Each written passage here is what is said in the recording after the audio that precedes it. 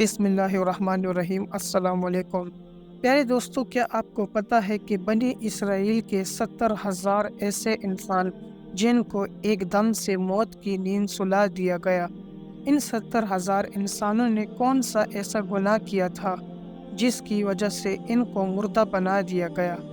یہ لوگ کون تھے اور پھر اللہ تعالیٰ نے ان کو دوبارہ زندہ کیوں کیا؟ اور یہ لوگ کتنی دیر تک موت کی نیند سوتے رہے؟ جب ان لوگوں کو دوبارہ زندہ کیا گیا تو یہ لوگ جو بھی کپڑا پہنتے وہ کفن کیوں بن جاتا؟ ان 70,000 لوگوں میں سے جلے ہوئے مردے کی بدبو کیوں آتی تھی؟ اور کیا آج کے دور میں بھی ان کی نسل موجود ہے؟ اور کیا آج کے دور میں بھی ان سے جلے ہوئے مردے کی بدبو آتی ہے؟ ان تمام سوالات کے جواب قرآن و حدیث کی روشنی میں آج کی اس ویڈیو میں آپ کو بتائیں گے، لہٰذا ہماری اس ویڈیو کو آخر تک ضرور دیکھیے گا۔ پیارے دوستو، اس قوم کا واقعہ بہت نصیحت آمیز واقعہ ہے جس کو اللہ تعالیٰ نے قرآن پاک کی سورہ بقرہ کے اندر بیان فرمایا ہے۔ حضرت حزقیل علیہ السلام حضرت موسیٰ علیہ السلام کے تیسرے خلیفہ ہیں۔ حضرت حزقیل علیہ السلام حضرت موسیٰ علیہ السلام کی صحبت میں بیٹھنے والے تیسرے وہ برگزیدہ نبی ہے جنہوں نے حضرت موسیٰ علیہ السلام کی بہت زیادہ خدمت کی اور آپ علیہ السلام کی صحبت سے فیض یاب ہوئے۔ یہی وجہ تھی کہ حضرت موسیٰ علیہ السلام کی خدمت کی وجہ سے اللہ تعالیٰ نے حضرت حزقیل علیہ السلام کو منصب نبوت پر فائز فرمایا۔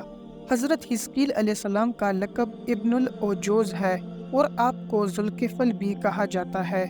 حضرت حزقیل علیہ السلام اس عمر میں پیدا ہوئے جس عمر میں آپ کی والدہ محترمہ بہت بوڑھی ہو چکی تھی۔ اسی وجہ سے آپ کو ابن العجوز یعنی بڑھیا کا بیٹا کہا جاتا ہے۔ اور حضرت حزقیل علیہ السلام نے 70 انبیاء کرام کو اپنے کفالت میں لے کر ان کو قتل سے بچایا تھا جن کے قتل پر یہودی تلے ہوئے تھے۔ اسی وجہ سے آپ کو ذوالکفل بھی کہا جاتا ہے اور آپ کو بھی اللہ تعالیٰ نے قتل ہونے سے محفوظ رکھا۔ آپ برسوں زندہ رہ کر دین کی خدمت کرتے رہے اور اللہ تعالیٰ کا پیغام دنیا تک پہنچاتے رہے۔ پیارے دوستو، اب بات کرتے ہیں ان 70,000 افراد کی جن کو موت کی نیند سلا دیا گیا، پھر اس کے بعد اللہ تعالیٰ کے حکم سے ان کو کیوں زندہ کیا گیا۔ یہ 70,000 بنی اسرائیل کے لوگ حضرت حزقیل علیہ السلام کی قوم میں سے تھے۔ یہ لوگ حضرت حزقیل علیہ السلام کے شہر میں آباد تھے اور اس شہر کے اندر طاعون کی بیماری پھیل گئی تھی۔ اس وبا کے پھیل جانے کی وجہ سے ان لوگوں پر موت کا خوف سوار ہو گیا۔ یہ تمام لوگ موت کے ڈر سے اور موت سے بچنے کے لیے اس شہر کو چھوڑ کر ایک جنگل کی طرف بھاگ گئے اور اسی جنگل میں چھپ کر اپنی زندگی گزارنے لگے۔ تو اللہ تعالیٰ کو ان لوگوں کی یہ حرکت سخت ناپسند آئی، چنانچہ اللہ تعالیٰ نے عذاب دینے والے ایک فرشتے کو اس جنگل کی طرف بھیجا۔ اللہ تعالیٰ کے حکم کے مطابق وہ فرشتہ اس جنگل کی طرف آیا اور ایک پہاڑ پر کھڑے ہو کر ایک خوفناک اور زوردار چیخ ماری اور یہ الفاظ کہے، موتو یعنی سب مر جاؤ۔ اللہ تعالیٰ کے حکم سے وہ تمام کے تمام 70,000 انسان ایک دم سے موت کی نیند سو گئے۔ پیارے دوستو، ان 70,000 انسانوں پر یہ موت بغیر کسی بیماری کے ایک دم سے اچانک واقع ہوئی تھی۔ ان مرنے والے 70,000 انسانوں کی تعداد اتنی زیادہ تھی کہ لوگ ان کے کفن دفن کا انتظام بھی نہ کر سکتے تھے اور یہ لوگ 8 دن تک موت کی نیند سوتے رہے، یہاں تک کہ ان کی لاشیں سڑنے اور گلنے لگی اور ان لاشوں میں سے بے انتہا بدبو آنے لگی، یہاں تک کہ وہ بدبو اس کے اطراف میں اور پورے شہر کے اندر پھیل گئی۔ کچھ لوگوں نے ان پر رحم کھاتے ہوئے ان کے چاروں اطراف میں ایک بڑی دیوار کھڑی کر دی تاکہ ان کی لاشیں درندوں سے محفوظ رہے۔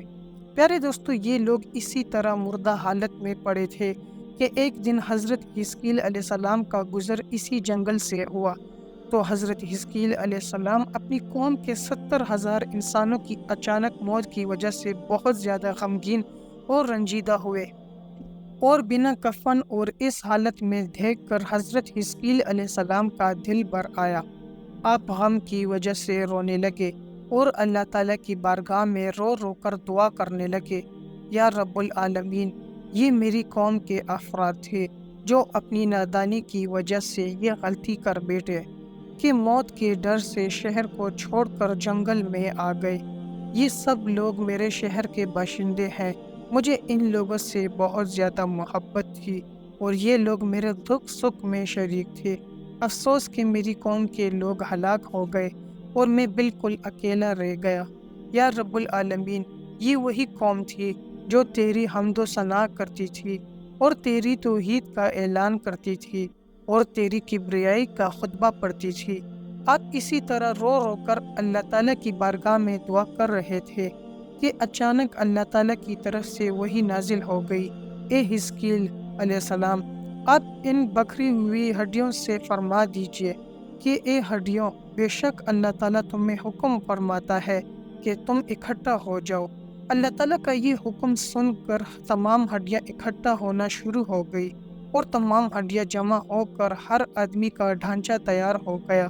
اس کے بعد دوسری وحی نازل ہوئی کہ اے حزقیل علیہ السلام، آپ ان ڈھانچوں سے فرما دیجئے کہ تم کو اللہ تعالیٰ کا حکم ہے کہ تم گوشت پہن لو۔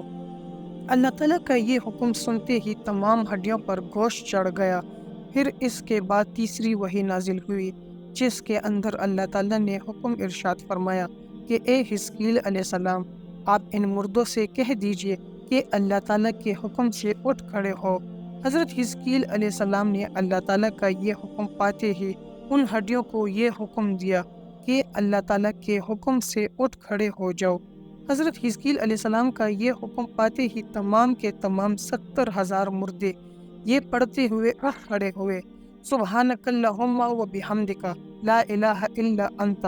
اس طرح جب یہ 70,000 مردے دوبارہ زندہ ہو گئے تو یہ تمام لوگ اس جنگل سے نکل کر اپنے شہر کے اندر دوبارہ آباد ہو گئے اور اپنی عمروں کی مدت تک زندہ رہے۔ ان 70,000 مرنے والے انسانوں پر زندہ ہونے کے بعد موت کا اتنا نشان باقی رہا کہ ان کی اولاد کے جسموں سے سڑے ہوئے لاش کی بدبو آتی تھی۔ یہ لوگ جو بھی لباس پہنتے وہ کفن بن جاتا تھا اور قبر کے اندر جس طرح کفن میلا ہو جاتا ہے اسی طرح ان کا لباس میلا ہو جایا کرتا تھا۔ پیارے دوستو، کیا آپ کو پتا ہے کہ وہ موت کے اثرات آج تک ان یہودیوں کی نسل میں پائے جاتے ہیں جو ان مرنے والے 70,000 انسانوں کی نسل میں سے ہیں، اور آج بھی ان یہودیوں کے جسم سے سڑے ہوئے مردے کی بدبو آتی ہے۔ اس عجیب و غریب واقعے کو اللہ تعالیٰ قرآن پاک کی سورہ بقرہ میں یوں بیان فرماتے ہیں: اے محبوب، آپ نے دیکھا تھا انہیں جو اپنے گھروں سے نکلے اور وہ ہزاروں کی تعداد میں تھے موت کے ڈر سے، تو اللہ تعالیٰ نے انہیں حکم ارشاد فرمایا کہ مر جاؤ، پھر انہیں دوبارہ زندہ فرما دیا۔ بے شک اللہ تعالیٰ لوگوں پر فضل کرنے والا ہے، مگر ہم میں سے اکثر لوگ ناشکرے ہیں۔ اس واقعے سے پیارے دوستوں ہمیں یہ معلوم ہوا کہ انسان جتنی بھی کوشش کر لے وہ موت سے نہیں بچ سکتا، چاہے وہ کہیں بھی چھپ جائے، موت ہر حال میں اسے پہنچ کر رہے گی۔ موت سے بھاگنے کے بجائے ہر انسان کو یہ کوشش کرنی چاہیے کہ وہ اپنے مرنے سے پہلے موت کی تیاری کرے اور ایسے اعمال کرے جس اعمال کی وجہ سے اللہ تعالیٰ کی ذات اس بندے پر خوش ہو اور اس کو جنت کے اندر جگہ عطا فرما دے۔ اللہ تعالیٰ اپنے پیارے حبیب حضرت محمد صلی اللہ علیہ وآلہ وسلم کے بتائے ہوئے سنتوں پر چلتے ہوئے زندگی گزارنے کی توفیق عطا فرمائے۔ جی تو پیارے دوستو، ہم امید کرتے ہیں کہ آپ کو ہماری آج کی ویڈیو پسند آئی ہوگی۔ اگر آپ کو ہماری ویڈیو پسند آئی ہے تو آپ سے گزارش ہے کہ ہمارے چینل کو لائک اور سبسکرائب کر دیں اور بیل کے بٹن کو بھی آن کر دیں۔ آپ سے ملاقات ہوگی ایک نئی معلوماتی ویڈیو میں۔ دیکھتے رہیے ہمارے چینل کو۔ آخر میں اللہ تعالیٰ سے دعا ہے کہ اللہ تعالیٰ ہمیں اچھے کام کرنے کی توفیق عطا فرمائے اور ہمارا خاتمہ ایمان پر کرے۔